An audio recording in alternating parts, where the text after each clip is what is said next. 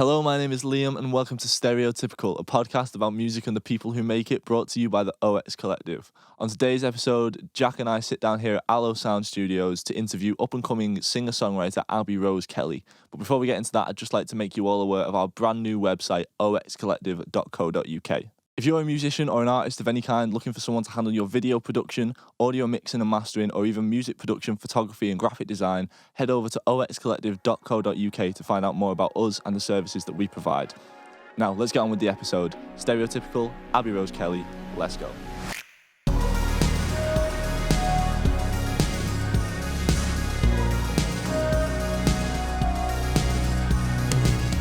How's it going? You okay? Right. Yeah, I'm good. How are you? I'm okay. I'm calm. You know, I feel like I was a bit nervous on the way in. Why? But I feel why? Yeah. You know, like pre-show jitters, I Yeah. guess. And also, you're the first person that we've had on that we don't know beforehand. You know what I tried mean? to tell you this. We do know each other. Well, no, but like not properly. Like not like I know Jono, because everyone knows Jono really well. Yeah, We may I have- was saying that actually. Everybody knows Jono really well, but he has no fucking clue who anyone is. Yeah, well, it's Oh. because he knows everybody. You can't retain that. Yeah, amount you of can't retain the information. information. I understand. But yeah, no, it's cool. Fair enough. I was quite nervous. I'm not nervous anymore after seeing your shoes. I've seen my shoes. For those who cannot see, these are the ugliest shoes I own. But I that's really why like 'em. Yeah, that is why I like them. When I got them on the screen, I was like, oh my god, that They're the is one. horrendous. But I was loving it at the same time. I don't mind them. They're loud. Loud. yeah. It's a good word for them. Loud. I feel like shoes should be loud. You need to put a picture up in the edit of Jack's Yeah. shoes. At the end, I will put my foot up and we'll slide it in. So like, I'm just gonna go with pre-show jitters. Is that something you get usually? Pre-show jitters? Yeah. Yeah, of course. Like, well, I mean, I've done one gig in the past, like, Yeah. year. But casting my mind back, yeah, all the time. But like just the basic stuff, and then when you get on it, it's fine. Like to run into the toilet about 20 times. Yeah. You have to have a drink or like a cider or something before you go on. But then you're fine. Bit of Dutch courage. Dutch courage, yeah, that's Yeah. the one. Yeah, I've seen bands that have like full bottles of like whiskey and gin on stage. Don't know how they do that. When in doubt, go on piss. Do you know what I mean? Why not? Yeah, no, I like- when in doubt. Yeah. Well, I don't trust myself though. You know what I mean? Even to have like one, I feel like I want to be like in the Yeah. zone. You know what I mean? Yeah. With your drinking history, though, I think like, that would be a bad idea, though. Yeah, I don't really drink You have a much. drink. to You have be a honest. drinking history. Well, no, I have. He has no drinking a lack history, of that's the drinking problem. history. Oh, I barely drink ever, so I wouldn't. Mm. I don't think I'd want to like go on stage and. yeah, have no, that be- that wouldn't be good, would it? I limit. Is this weird? Like, I limit my band to 2 drinks before. the No, show. I get that. Just because like we've done shows where it's been more like where we've been on 3 drinks. Yeah, no, I just- yeah. I wanna My bassist has been absolutely smashed on stage, and she's like, I remember we were playing Arts Club, and she was like, "Can I jump on the amp?" And I was like, "Yeah." And she's jumping on the amp, and then she couldn't get up. So there's an awkward video of her just like getting up and then getting one leg up and realising, shit, and then kind of just getting back down. But she looked cool when she was doing it because she had a cool outfit on. But yeah, no, I do get the drinking limits, and I'm like, Yeah. 2. And that's it. Not even 2. That's a push. Like 1, and that's like a VK. Yeah. Oh, Maybe not even a VK. VK is my drink of choice. really? Yeah, I don't like. I'm not like. Not a hardcore girl. Well, yeah, but I love the taste. Like the VK, I just feel like it's really sugary. I feel like all my teeth are gonna fall out. But it's the same with VKs and Smirnoff Ice. Yeah, I feel like I Besides, said in can't the go past, wrong. if Smirnoff Ice was like socially acceptable as a drink for a man, I'd probably drink it more often. What do you mean? Well, it is socially acceptable. I know, but I feel like if I saw my friend drinking a Smirnoff Ice, I'd be like, what are Well, you maybe doing? that's a you I problem. was Maybe gonna say you that's your need to. fragile masculinity. Yeah, fragile drink masculinity. That's painful. Smirnoff I Ice. am a I'm okay with it. slave to the system. No Well, in place. America, yeah. it's a trend, isn't it? It's like Yeah. That's she's a just bit been much, ice, innit? bitch. That's a bit more. That's like so archetype. Like it's the American way of being like, oh, this is something that we think is intense. But Oh, British yeah, people true, are like, true. oh no, it's actually not intense at all. You know what I mean? Yeah. Yeah, no, I get that. You know, Seeing films and that and thinking, oh, this is crazy, and then actually going to like a party in this country, and then you're like, oh my god. Yeah, go to the level, see what it's like. I'm not right. Yeah. But yeah, like I don't like if I'm just about to do like some sort of performance thing, which is not often, but when it happens, like I yawn a lot. Yeah, Like I feel like I'm that nervous, I just start to yawn. because it Yawn. like I feel Yeah. like when you've got like nervous anticipation of something, it like tires you out. Maybe that's what it is. Mm. I get it where, like, especially because I don't know if you get this. If you're playing a show at the evening, Yeah. you've got the whole day where you're just waiting for the show. Yeah, yeah. And then even when you go, you fucking get there at like 6 and you sound check, and then you got like 2 hours to wait. So, Yeah, like, it's that's. I always say that it's like all the music industry is just waiting around, occasionally standing up and strumming an instrument and then sitting back down and waiting again, because that's literally all it is, and that gives you all that time to just get inside your own head. So I feel like you just need to keep yourself jam packed the whole day. So it's like it feels like that's like the relief. So it's like if you got something and it's like you're practicing, say you put practice in, and then you go to the gig, you got the gig of the night.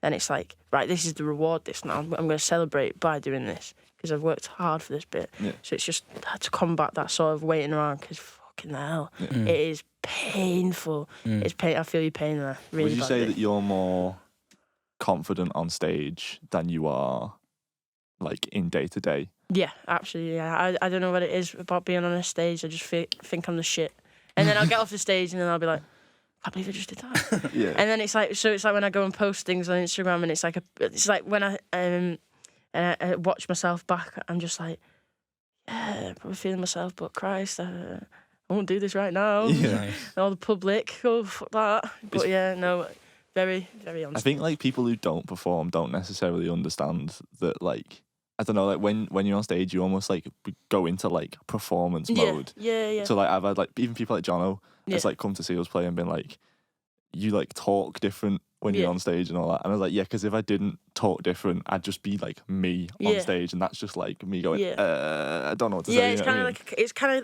of like a character, but well, like an alter ego, isn't it? But again, it's like, I mean, if I could walk around 24/7 like how I felt on stage, and I feel like if everyone could just walk around and just chill and live their life the way they feel when they're on stage like performing, then we would have no issues, because everyone would just be so chilled and so content with everything. So that's something to strive for. Like, I do like being that person on stage, and I would like to be that person off stage. So doing stuff like making yourself the artist is cool.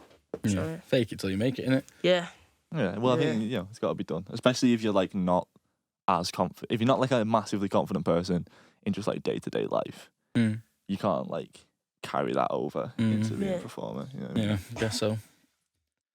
No, I feel like on like a personal deep level, I think that's what sort of happened like after high school for me. You know what I mean? Like, I feel I wasn't very confident, and I thought, fuck it, I'm just gonna chat shit, and then it just sort of became a personality, I guess. Yeah, there you go. There you go. Yeah, literally fake it till you make it. There's no better way of saying it. You just need to. When I first met Jack in college, I think it was like the first day I met you, he described himself as a social butterfly. Yeah, and I was like, I've used that social butterfly. I don't attach myself to one group. I just flutter. Who is this guy? I know. But yeah, it's definitely the way you carry yourself, innit? Like, Yeah. like even if it's not, like you say, like if it's just in life, or like in terms of like playing live or like being a performer or whatever, the way you carry yourself can like dictate how people see you. You know? Yeah, it eventually becomes who you are as well, doesn't it? I feel like, Yeah, you'll get to the point where you stop faking it and you're just that outgoing all the time, do you know what I mean? Sort of thing. So to get back into the sort of, music stuff, get back in the zone. So when did you first get into like songwriting? So I say this. My dad, he's wrote poetry all my life. What's your dad called? He's called Matt. Matt? Yeah, Shout out to Matt. Matt Kelly. He's not very... not like that. There was a famous presenter called Matt Kelly, but it's not him. Oh. But yeah, he's called Matt, and he's written poetry for as long as I can remember. When I was younger, if we ever got into like an argument, he would like write me a poetry, like a poem as an apology or whatever. So I've just always known like that way of, I guess, sort of as like an outlet, like a creative outlet. I don't want to go straight into like this is my spirituality or whatever. But right from the get-go, I was given this thing, like this poem, and it was like he was saying sorry and it was rhyming, and I was like 7 and I was reading it and I was like, Matt's got bars. Cool. Yeah, I was like, Matt's got bars. But then like just after years of just kind of just growing with that, and then I just started writing things with him when I was like a teenager, and then I started playing the guitar, and then from that it just came naturally. I was writing songs for my friends, just like to take the piss out of them, and then it sort of the Crawlers, they put on a gig and they were like, we need someone to open up. Do you want to... Because I remember Amy, the lead guitarist, she came in. I was in a band for like 5 minutes when I first started college. And it was like, she walked in and we were doing this song and we were terrible. And I was like, oh, what do you think? And she was just like, yeah, it's all right. Yeah, it's cool. And I was just like, thanks. Because she was like second year and she was like the best guitarist. And everyone was like, yeah, she's so fucking cool. So it's cool to see Crawlers like blow up the way they have. And then she asked me, she was like, would you want to do a set? And I was like, yeah. I had like one song. I was like, yeah. And she was like, okay, it's in like 3 weeks. So then like 3 weeks I threw this whole like these songs and I made them actual songs instead of jokey songs. And then it sort of became more of like something that I was doing, that my dad was doing, like writing poetry and writing things to express in a way that, you know, sometimes people can struggle.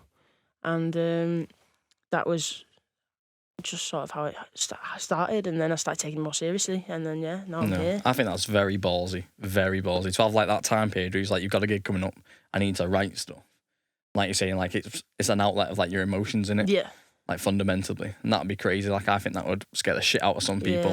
I think I had 2 songs and it was like 25-minute set, and I think I had to write 7 songs. I remember being sat. You went to Priestley, didn't you? No. Oh, did you not? I went to Priestley, so I was sat. For some reason I thought you did. I was sat in that room. There's like a rehearsal room. It's really small, and we called it the fish tank, and that's where I just sat and I just wrote, and I didn't leave for like hours, and then just gave them to a couple of my mates at the time who were just jamming, and then the drummer at the time, he was the drummer for Aligners. He was in New York, and we hadn't practiced with him once.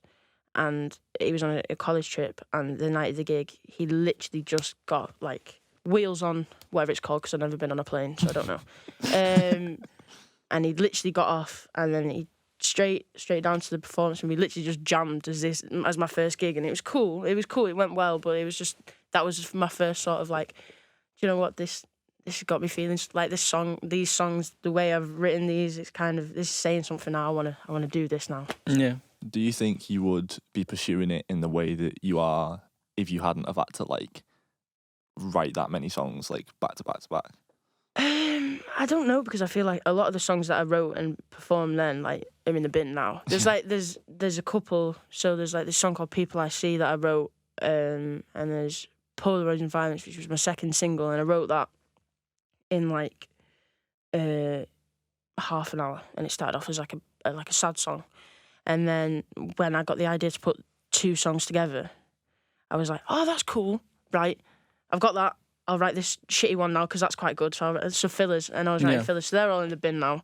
But there's still songs like that like have just come out of speed writing, and it's just kind of cool. Like your brain's been going so fast, and then you look back at it.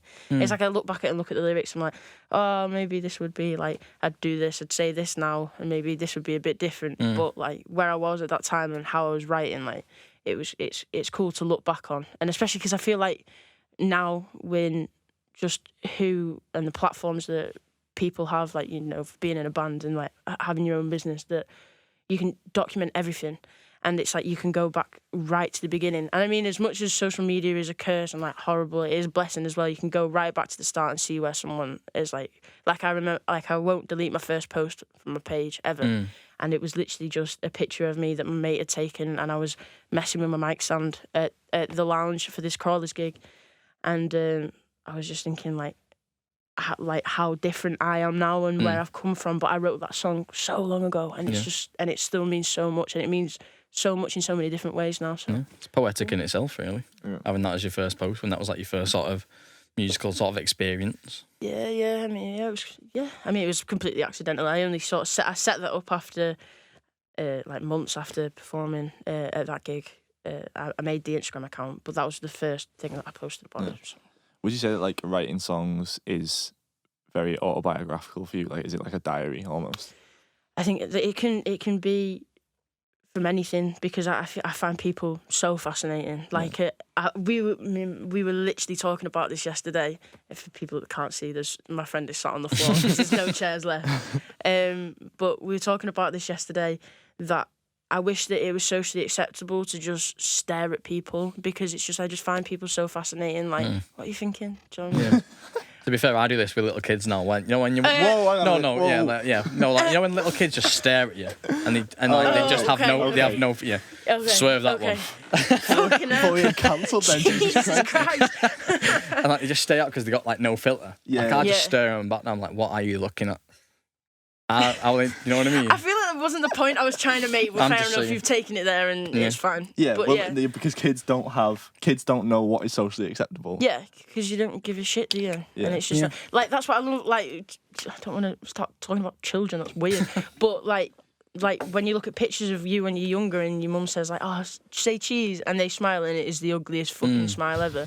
But how happy were you when you were taking that picture? You just didn't give a shit. Yeah. Did you? So I just but that's it. But you've really taken us down a rabbit hole there. Just thought I'd put it in there. Have you got a segue That's when you my get out of this bit? You digging yourself a shovel? What I was going to ask you is like when you put 3 singles out now, right? Yeah. So like how involved are you when it comes to like producing music, or like do you go in with a lot of ideas to a studio session and you're sort of like?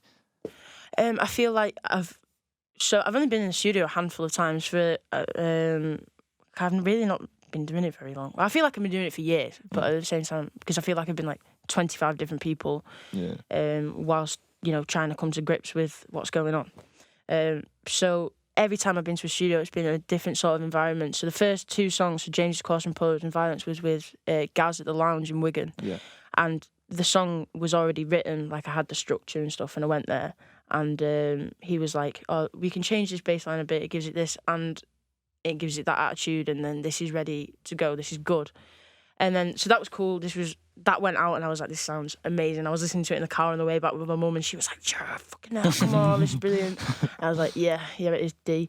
And then when I came here to do Kill the Waitress, and I think the 2 songs that I'd put out before, they weren't about me, and Kill the Waitress is quite personal because it is about me, and that was the type of sort of direction I took in when I started talking more about my own experiences and stuff. So I came in, it's quite an angry song, so I think when I came here to work with Jono, I was just like, I kind of want to capture the live feel, and I think he's a cool guy. I feel like everybody knows he's a cool guy. He's on I listened to the podcast, I've listened to your podcast anyway, but I listened to the one that he was in, and he's just cool, and I think he just got it, and that was in a cool environment. And then I worked on like a song that I wanted for like a soundtrack for like a film, and I didn't even have that written.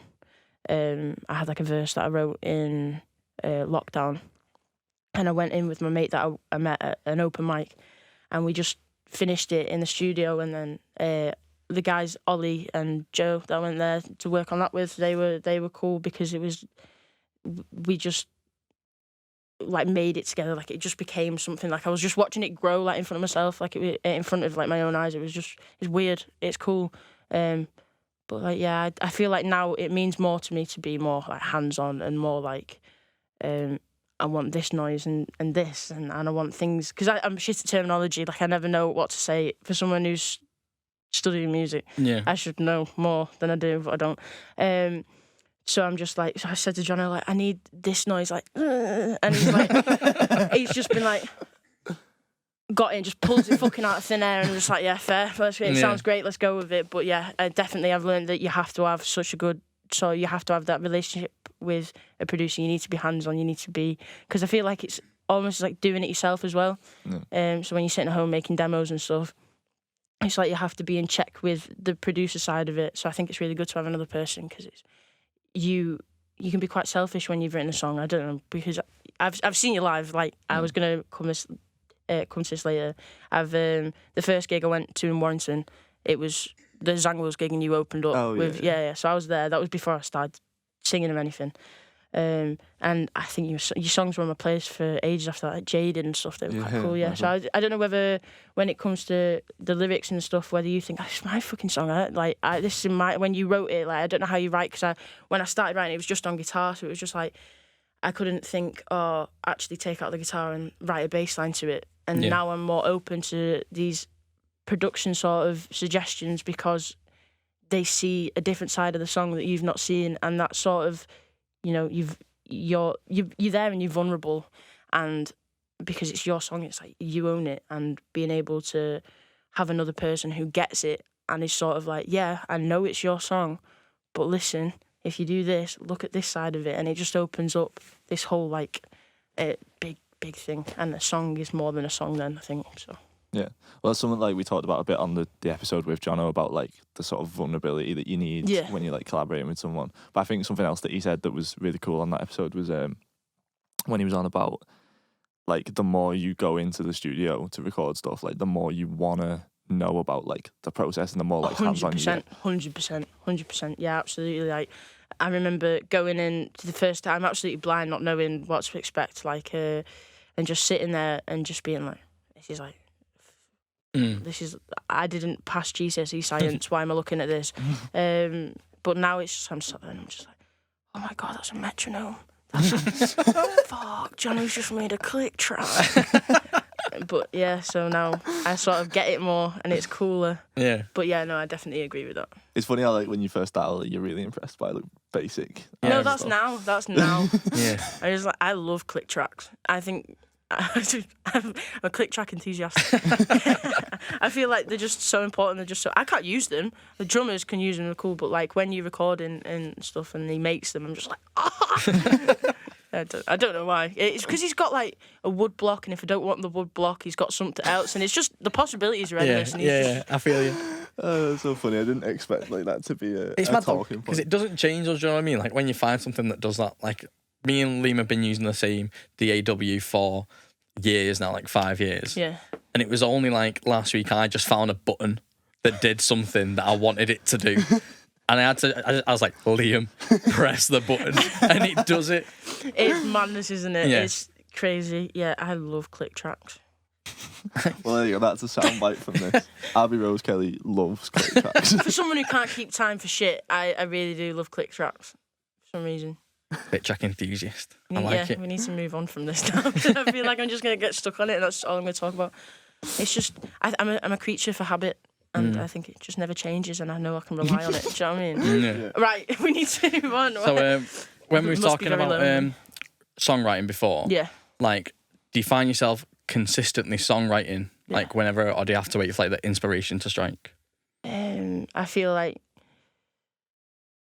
oh God, I don't want to sound like that. Do you ever think that you're talking and you're like, fuck, You can sound pretentious, it's fine. I'm going to sound like a pretentious asshole, and then I'm going to sound like a hippie, and then I'm just going to be all, I'm going to sound like all these things that I'm just going to say it. I think now, definitely, especially with, because what have we been able to do the past year, do you know what I mean? Like, everything was taken away from musicians and artists and performers, and all you really had was, like, the roots of what got you into it in the first place. Like, I had a uni tutor who was, I have a uni tutor, he's not gone anywhere, he's not dead.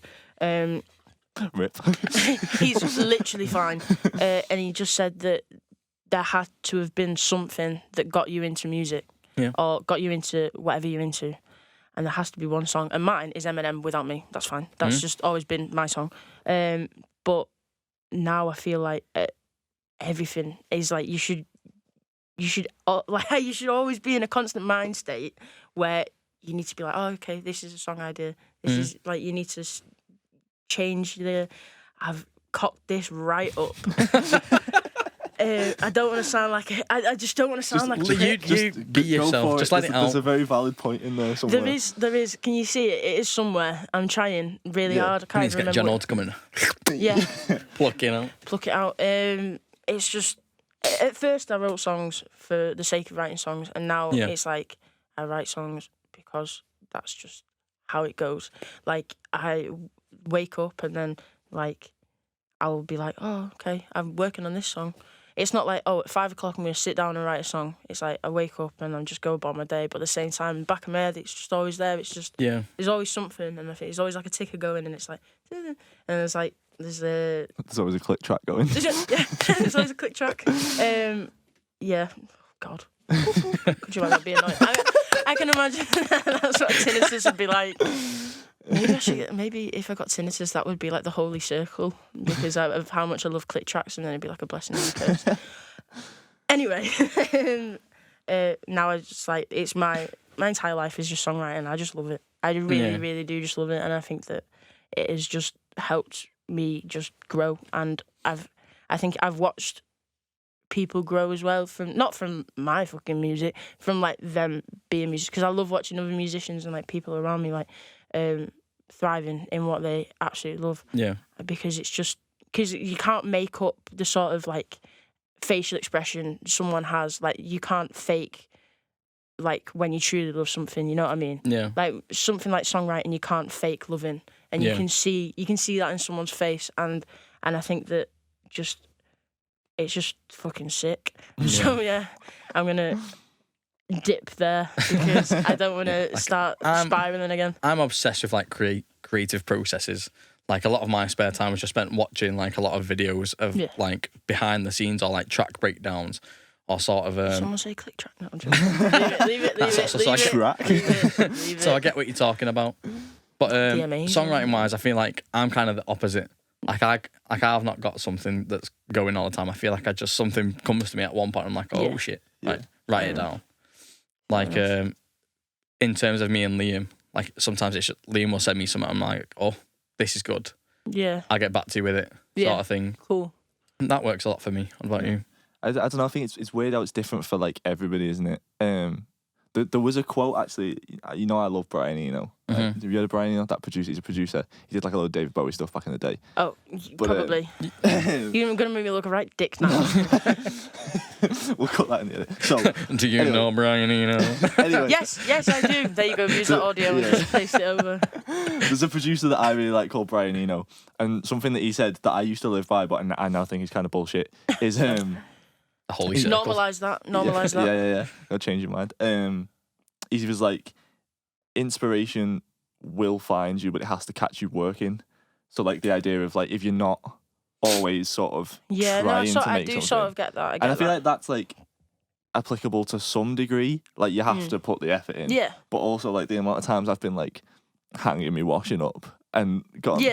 Song, shit, studio, go. You know what I mean? Yeah. Having something there is always good as well. Yeah. Just Kobe the basket. Go to the studio. Let's go. Yeah. No, I agree, but I get. Yeah. Because I have a terrible memory, so I feel like if I don't like get it down now. I've won so many Grammys with the things that I'll never write. Do you know what I mean? Nice. So shit. Thank Lord for the notes. I think on your phone. Yeah, I've got so many, and like my friend Isaac, he's like a music producer. He's learning and stuff, and he's cool. And he's just always recording conversations, like and if he's jamming, always recording it. But I can't do that because it's like if I do that, if I consciously know that I'm on record, I'm gonna be like, right, well I'm on record, so I can't say anything now. Nothing good's gonna come from me. But he like a few times when we've like that's why I love like collaborating. I know that we'll probably like talk about that later on, but he was recording for like 25 minutes and pure gold was just coming out of me. I was just creative genius. and then he pressed stop and then nothing. I could not remember anything that I said, and then he was like, well, thank God I've got it on recording. I felt so embarrassed, but I've not listened to it back, but that's just an example of like someone else's creative process. Oh, well, I'd love to listen to this now. I'd love to listen to this recording. It is just a little shite. It is just me dribbling, probably. I say gold, use that very lightly. It's probably not at all. Have you ever had it where like, you write something and it's like, you think it's gold in the moment, and then you listen back to it like a day later and you're like, oh no, that was not. Oh my God, yeah. Yeah, that's right. Swerve the whole writing love song things, because just I've tried, but Christ, it's like you go back the next day, you're like, that's like something you do, just deny the feelings that you ever had. Like it's good, but yeah, no, it's just never. Not for me, that one. No. When it comes to collaboration, obviously, like you play live with a band and stuff, and you rehearse with a band all the time. Like, how does that work with them? Like, do you ever write with them, or is it just you taking stuff to them all the time? Or well, I'm a control freak, so that's why I was never like in a band. I said before that I tried to be in a band, but it just very similar to you. But I am in a band. I just found people that are okay with me being a control freak. It wasn't starting very well, though, was it, in the beginning? No. Yeah, I know, I get that. Like, just the constant bickering, because it's like, but I want to be the main. Yeah. I want to be the one that stands at the front of the stage and sings and looks cool. Yeah, do you know what I mean? Everyone mellows with age, though, I think. Yeah, I think that, like, my drummer is, like, I'm going to sound so young, but he's old. He's, like, 22 now. Old bastard. Old bastard. What an old Sonny, you're an old bastard. But he just not give a shit. Like, he's just like, yeah, just tell me I'll turn up and I'll play, because he's just so cool. He's not bothered. He doesn't want to be like, he doesn't want to be like, yeah, but I'm making this sick drum beat, so I must be right at the front. Do you know what I mean? Like, it's not like there's no sort of power, there's no pecking order. Like, I write the songs, like I write the lyrics, and I'll go to them.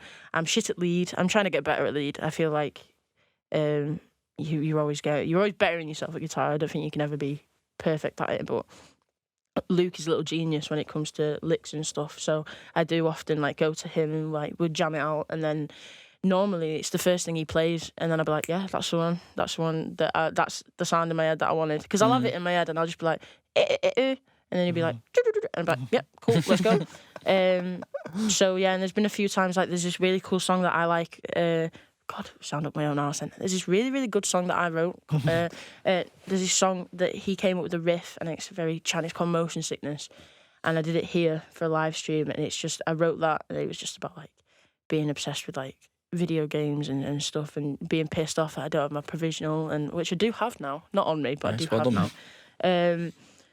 But he came up with that riff, and I felt like that was like a breath of fresh air, because there's so much pressure, and I could fully focus on lyrics. So I feel like the wider you are with your musical knowledge on how to play and how to get things, how you sound in your head, then that's how you'll be more content with songwriting. But yeah, I do go to them for advice, but it is like the foundations of the songs are already there. Yeah. I feel like when you find people that you can work with easily, it's such a blessing. Yeah, you know oh my God, yeah, it is. I've gone like literally, it was like a revolving fucking door of drummers and bassists. And... Drummers are like that though. It's hard to find drummers. Why are drummers just twats? No, I'm joking. She's a drummer. I only said that because she's there. I'm only joking. No, but I think that a lot of music and songwriting and stuff like that and jamming is just clicking, and I feel like you do have to click. And I know that there's people like you could be a session musician and things can sound really good, but I feel like if you're trying to portray yourself as a band and say this is who we are, and it's sort of like session musicians playing together, and you've not made that connection, you've not made that gel, then you are just going to be watching like a session band like just there. Yeah, there's got to be chemistry, hasn't it? Yeah, you have to have chemistry. It needs to be. I don't know. I'm not good at science. So moving on to something else. When we talk about like you mentioned Eminem before, is like just your song. One of the questions I've got is like, have you ever listened to something that was like a game changer in terms of either like writing, or could be like even production wise? So what like kind of song have I heard and it's just changed everything? It doesn't have to change everything. Has there been a moment where I you're sold like... my house. I left my husband, the kids. I've not seen them in years. Yeah, I think that my flatmate he studies film, and he loves music as well. And God, he's gonna be cringing. He'll watch it and be like, oh, like this is horrible, because I'm being nice about him and he hates me. But he makes a playlist, but he makes a playlist from every song that follows on is like a mood and it feels like you're in the same vibe, but you can change the vibe, you can change the mood. He's just really good at it. I think he's just got too much time on his hands. But he loves Kanye West, and I fucking hate Kanye West. I think he's all right. Simmer. If you just let me finish, then we could probably talk about this, and we could probably let me see. Oh gosh, is that the time? See where it's going first. You just see where it's going before you throw your shoe at me, because of social distancing and stuff. He had Ghost Town on, and that's the one with 070 Shake. Why can't I not remember how it goes now? Shit. Yeah, that one. I burnt my so I feel and listening to that song kind of Kanye, he's a knobhead. You've got to give me. You can't deny he is a knob. Yeah, I do like some of his music's cool, but like most of the songs, like the samples and stuff that he uses, is incredible. So I think that sort of listening to that because I never opened myself to that sort of music. I listened to like band music and like rap, and that was sort of like it. Yeah. And then I sort of came to like I moved out, and then I moved to Liverpool, not very far, but I did. And then I met people who had this deep interest and this sort of deep love for it, and I saw like this whole different side of music, and so like Ghost Town by Kanye West would probably be one. So don't throw your shoe at me because I was saying something nice about him. Is that off Ye? It is off Ye. You love that album. He's always going on about Ye. I have a It's tattoo called idea. Ye. I thought it was Ye. Ye. Ye. Yeah. Ye. I thought that's where it came from. No, it's Ye. It's like Kanye. Fuck. It's just My head just fell down. Did you not know that? Is that the game changer right there? The album title. Fuck. Yay. Yeah, I have that as a tattoo idea saved on my phone. Cool. Ready to go at some point. Cool. That's cool. Yeah. That's a bit. I mean, the thing is, it's cool, but like, do you really want a Kanye tattoo? I mean, I can't really say I've got dinosaurs on my arm, so. I don't know, what do you mean doing it? Because like, it's not really about Kanye, it's about what it means to me, do you know what I mean? Not getting it because of Kanye. That's a very good point. That is a very good point. He's such a knobhead, though. He Like, is. bless him, but fucking hell. Yeah, like I really like him. I think musically, he's a genius. Yeah. Yeah. I'm not into 100%. any of this like Jesus-y shit that he's on at the minute. Christ, but, like, no. But like, Like, as this a God complex. Like, chill out, man. as a Christ. dude, Haven't you got enough? Like, chill. Yeah, I'm not saying like I love Kanye as a person. I just like his music and I like you how it's love the all. old Kanye. I like it's well, no, I won't say I love the old Kanye, but like I just think it changed a lot. Do you know what I Do you mean? miss the old Kanye? And but yeah, it's like Chris Brown, right? It's women, prick. Prick. Yeah. But if I could sing like anyone, I would probably pick Chris Brown. You would not suit singing like Chris Brown, though. Have you If- thought about imagine this that. logically? Imagine Have you that. looked at yourself and then looked at Chris Brown? If he just Yeah. looked like this but just sounded like Chris Brown. Imagine the scenes. That'd be That'd like, be that's crazy. like, there's already a song concept. There's a little Dicky in it. Yeah. God, get some originality, man. No, I'm joking. I'm gonna say this shoe is coming off. You started now. We've got the feud. Kanye Yeah. West. This is going to be bad blood. This. Chris Brown. If I could sing like anyone, yeah, that would be my Really? voice of choice. Probably, yeah. That's mad. I wouldn't have. I wouldn't have said that for you. I Yeah, would have said I- more like DMAs or something, maybe. No, that's too soft for me.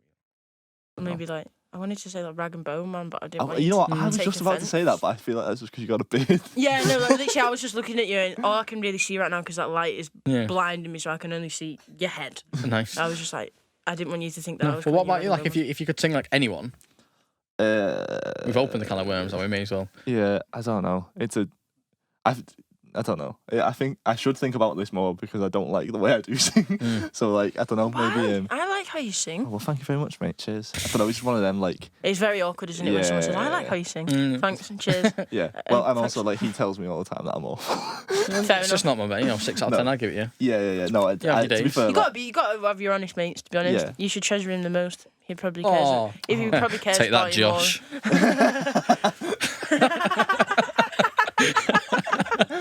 he fucking hates Josh, man, for no reason. Josh, my boy. Jesus Christ. You can tell that you've been at work because you are.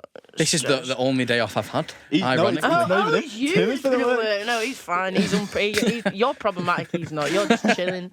He's just loving his day. He's just always like this. Yeah, He's this just, is me. Sorry. You need to like says outrageous shit. let loose, man. Have a Um, massage or something. Jesus. I need one. Very uptight. Before we move on to Jack's tactical tracks, just you've got a gig coming up, headline show. Yes. Want to give that a little shout out? Yes. Heebie-jeebies in August. I don't know. Should I What look date? up? What are they on? The 6th. It's Friday, the 6th of August. If you fancy coming to that, it'd be cool. Tickets on sale. Tickets are on scale. On sale. Tickets are on sale on Skiddle. You can go get them as well. Just not announced the main support, but I've just Well, this crossed the T's and dotted the I's, and I'm absolutely buzzing. so. podcast won't come out for like at least 4 weeks. Oh, sound. So you can Right. say if you want. Yeah, so the band called, I absolutely love them, called The Avenues, and they're from Leeds, and they are just so fucking sick. Why is someone fucking ringing me now? I have told everyone. Who is it? Is it My Matt? fucking dad. Told you. My dad. Hello. Just answer it. Do you want a funny one to talk about on the podcast that I'm filming right now? Get him on loudspeaker. Hello? Am I interrupting you? No, you're absolutely fine. I was just going to say, what's your trip to North Wales got in common with your holiday in Greece when you were 6 months old? What? You're going to remember fuck all about this one either. All right, am I allowed to hang up now? You got your laugh. Love you too. Bye. Did he just ring to tell you a joke? Yeah.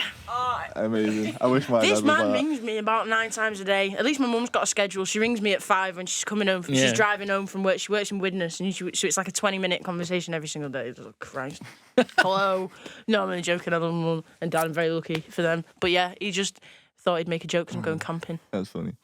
So that can go in if it wants. Yeah, you can make sense of that in the edit. I feel like it's a running gimmick that my mum and dad are very hands-on because, like, I got played in a radio station in LA, and that's pretty cool. Yeah. And then I was like, oh my God, that's so cool. And then I went to go to listen to the audio recording. I'm about to do the worst American accent my entire life. And it was like, I was listening to this song because someone's dad sent me it, and then I listened to it.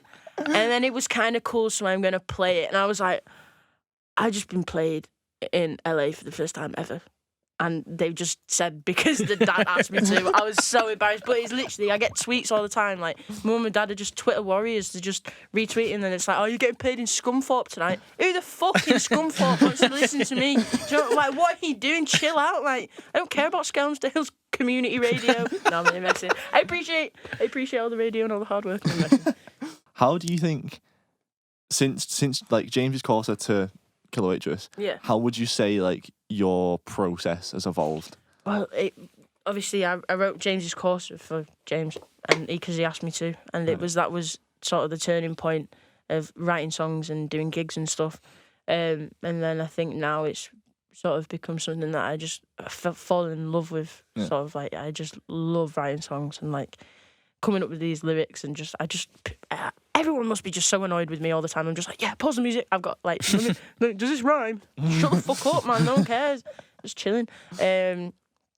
But so yeah, from James's course, that's just sort of, I feel like that was very, this is a song and I'm going to sing it, and I left my phone on a bus and this is how it was made and this is how it goes. Da, da, da, da, da. And then Kill the Waitress is kind of like, fucking hell, I was in a really bad mood and I was late for my train, and then there's just like, you can sort of, it was wrote over and all like lyrics were changed, and it wasn't perfected until I changed like the last word when I was recording it right there. Right there. Right there. And I've completely lost my train of thought. Fuck's sake, why do I do that to myself? But it's because you can depict loads more things from it, and it just means like the song itself is bigger, like it has more substance and more depth, because it's like it's about a sort of situation, not a moment, if that makes sense. Yeah. It's like a no, not a vibe. You can say vibe. No, I it's say not. vibe It's all not. the Killer time. Waitress is such a vibe. No, it's like a, what would you say? It's kind of like, I feel like James's Corsa is like a blurb of, or like a short kid's story, very start, middle, and end, and Killer Waitress is kind of like a film. Okay, yeah. That makes Like sense. it took a while for me to be comfortable to put it out there. So yeah.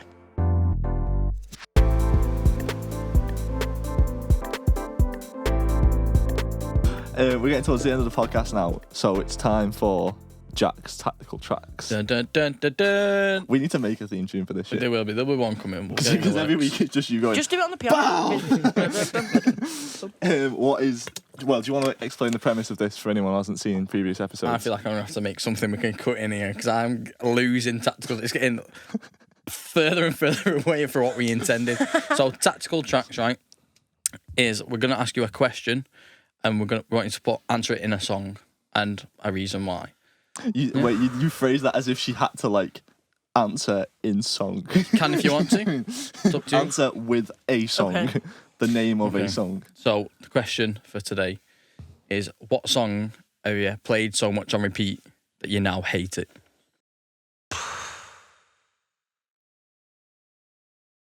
is, can we have some tense music in the edit? Put some Paul? tense music in the edit, like royalty free. Paul wants a pay rise. You know, Paul. Jesus. I thought you just wanted a day out. What a song that I hate now. Probably. Am I allowed to look on my phone? Yeah, go for it. Yeah, well, wait, do you want me to go first? You go first, yeah. Yeah, Go go on, first. fire away. I am gonna say Arctic Monkeys. Do I want to know? Yeah. Because when it came out, obviously that album was like huge, and I was just absolutely bumming that song. And I still think it's a great song. Don't get me wrong. Poet. I still think it's sick. Wow, are you a songwriter? I still think it's sick, but like it just doesn't. I don't feel anything from it anymore. You know what I mean? Oh I my listen God, to it so much. Sorry to interject, but that's so weird. My phone's broken, but I'm just going on my like songs on Spotify to look at, and then your songs are Hibernate. Yes, the quite boys. funny. Shout out, strangers. Yeah. Follow them. All right, I think I've got it. Go ahead. Twin size mattress, the front bottoms. You never heard it. You heard I it? can't say. Oh. Do you? that song. I think it is a song that, like, if you've heard it, you're like, you have to love it. But it's like I've played it so many times now when I was like 15 and just crying that I just listen to it and I'm just like, oh God, I feel like I have to go get a WKD and sit on a swing and cry and put no replies on my story or something. But yeah, Mood. but it'll be twin size matches the front bottoms because I've not listened to that in years. But it's one of the best songs I've ever heard. But now I hate it because I was such a dick when I was a teenager. Well, I still am a teenager, but when I was a child, How old are you, by the way? You're 18. 18. Yeah. That's crazy. I'm 19 in a month. Happy birthday. Been a month's Thank you. time. Next month. Thank you.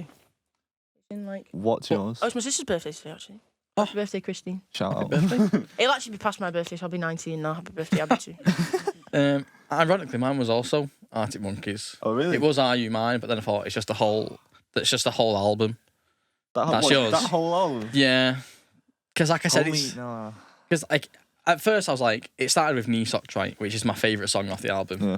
Underrated. And now like I feel like it's just one that I skip because Yeah. I've heard Yeah. it so much. I've put so much love into it. I'm like, oh, I don't need this right now. Yeah, putting an energy and love into a band is hard, man. Because Yeah. I used to like literally cry myself to sleep over Justin Bieber, Yeah. and I feel like I've lost years of my life over it. And for what? He's just shit now. No, I'm joking. Like, his new album's actually alright, Yeah. but I think it changed with age as well, doesn't it? Like, Yeah. do you reckon your taste has changed since AM, and that's partly why? I think Alex Turner's taste has changed since AM as well, to be honest. No, I don't know because I'm not like the biggest Arctic Monkeys fan. It was just a very good album. Yeah. I feel like it's a good one. It's a good niche because I feel like Arctic Monkeys is sort of like the iceberg of people being like, oh, indie music. Yeah. And it's kind of like a deep dive from there. It's kind of like a downward spiral. But yeah, no, Arctic Monkeys is a Yeah, good answer. but like it's one of the things as well. Like, did you ever like used to have like a song for your alarm clock? Yeah. Like that pisses me off Yeah. now. Like anything by Imagine Dragons now, I can't stand. Mine was Girls Aloud, Sound in the Underground. But I love that song. It's my favourite song of all time. I think that with says a lot about both of your I think I want to do. tastes. I think I want to do a live version of that. It is a good tune. That's on one of my playlists. Sound in the What Underground. song? Yeah, It's a it's so good. It's Yeah. so good. but yeah, there was a song called Amsterdam by Imagine Dragons way back when, before like these three albums. Before they blew up. Yeah, I was there first. Just saying. Oh, these are cool. Just saying. And it because it has like a nice little jingle at the start, and it's like a nice alarm clock. Hate it. No, I Like can't I've imagine. deleted it off, like even my iTunes that I don't have anymore, just in case it comes on before Spotify and it comes on. I'm fuck off. Not listening to this again. Yeah. It's like that U2 album. Do you remember when everybody got yeah, that the free free 60 one. But I button? thought that was a good album. I don't know what was on it. It says so much about Every it. Breaking Wave. Every Breaking Wave. Every Breaking Good Wave tune. is a great Good tune. tune. Yeah, okay, I'll give you that. I do wonder what kind of publicity stunt that was. To be like, here's a free album with Apple. I don't know. It's like Got people talking. yeah. Did Jay-Z do it as well with something? What, with an album? I thought you meant Jay-Z. No, I know that U2's album. No. Frank Ocean did something with it. No, he there's- didn't do anything with that. People are releasing shit in all sorts of mad ways these days, just because Yeah. the industry's like. But Bono's on it charity fast. released like a red iPhone, didn't they, at the same time that album was out? Oh, did he? Yeah, so I imagine it was more than the album. Oh, right, okay, that makes a lot more sense. Oh, yeah. Like it literally was a red iPhone, and on the back it said like bracket, RED bracket. Oh, okay. Which spells red for those. Yeah, I feel like we've gone- Can't read. We've gone so far off topic. But yeah, it might. Tactical You traps. stole my answer straight away. No. Also, the one that I was thinking of lately is my girlfriend really loves that Don't Play, you know, Anne-Marie and KSI tune. And it's always on in the car. And at first, I was like, oh, you know what? Like, skippy little UKG beat. I quite like it. It's all right. It's not bad. Fucking hate it. It's been too long. And I said to her yesterday, I was telling her about this question. I was like, are you not bored of this yet? She said, nah, I love it. Like, it makes me want to fucking gouge my eyes out. Please stop. It's the same sort of vibe with that Patience with Youngblood as well. Because it's like, Youngblood, controversial sort of topic, because you either love him or hate him. It's like Marmite, which I've never tried, so I don't. Right, okay. But his song KSI is such wank. Well, I mean, it's not, but it just is, and it's just, oh. I think it's one of them as well, like, when a song comes out and they play it on the radio a shitload, it automatically makes you dislike it. Yeah. Because you just hear it so often. Because we're just really edgy and alt. Me and Dance Monkey don't match. I don't think anybody in Dance Monkey match. Yeah, I think, well, it's massive for a reason, so people must like it. Yeah, but like, I don't know. Zara Larsson as well, you know. I used to love that one, Zara Is Larsson she tune back in the day. days? Yeah. Like, it just grinds my gears. That's why I don't listen to radio anymore. It's like if you listen at 2 and listen at 4, it's gonna. You know, I am an old man. This is at 2, 24. Wow. Thank you. It's a good beard. Thank you. It's It took a while to grow. Yeah. 14 years. It's been 84 years. Yeah. Like, if you listen to the radio at 2, like, it'll have the same songs that's on at 4, like that Yeah, heavy it's got, rotation like, sort of shit. That A-list and B-list is it's pain in the arse, basically. But I mean, it's a way to get songs out there, isn't it? I like how Everybody's all for it's a that reason. positive and how we're just like, I hate this song. I hate this song.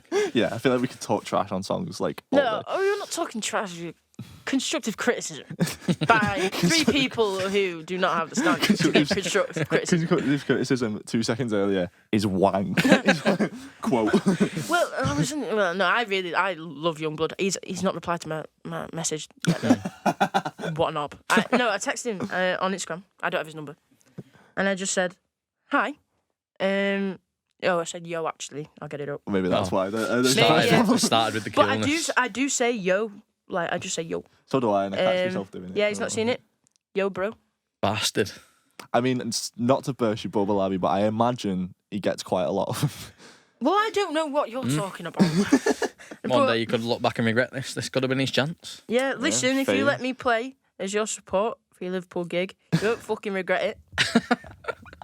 That's And that was probably it. that. I shall bring the VKs. I will bring the VKs. 2 max. Yeah, no, I think Youngblood's sick, but when he sick, not shit. I said sick then. But that song is annoying. But yeah, I feel like everybody has an annoying song. I have an annoying song. Anybody heard James's Corsa? I like James's Corsa. Fuck James's Corsa. And that brings us to the end of the Stereotypical podcast. Thank you for watching. Cheers to Abi Rose Kelly Thank you. for Thanks coming for down. having me. I've enjoyed this. It's been fun. It has been Do you not fun. think we've It's really been bonded? I feel like we have, yeah. Yeah, I feel like I've known you a while. Yeah. It's been a good No, it's time. cool. I feel like I do have a familiar face, but maybe it's the beard.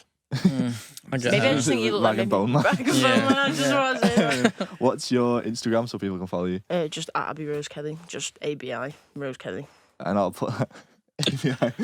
Well, you would be surprised the amount of people can't spell Abby. Yeah. I mean, I just got it is. Including my mum, to be honest. I'd say it's an unusual way to spell Abby. Because my name's Abigail. Yeah. Oh, God. I don't want that on my Wikipedia. No, I'm messing. But, yeah, oh God, I don't think I've ever actually said that. But, yeah, my name's Abigail, so it's just like they take away the Gail. Yeah. I can't even say it. Like, I say Abigail. Do you know what I mean? I can't say it one. Yeah. It's named after a really old woman. Well, thanks for coming to the podcast. Thanks for having me. Thanks to Jack, as always. Jack. Oh, nice one, boys. Shout out Jack, as always. Don't forget to subscribe to the OX Collective and click the notification bell so you get to see these videos, and the links to all of our social media will be in the description if you're watching this on YouTube. Join us next time. See you later.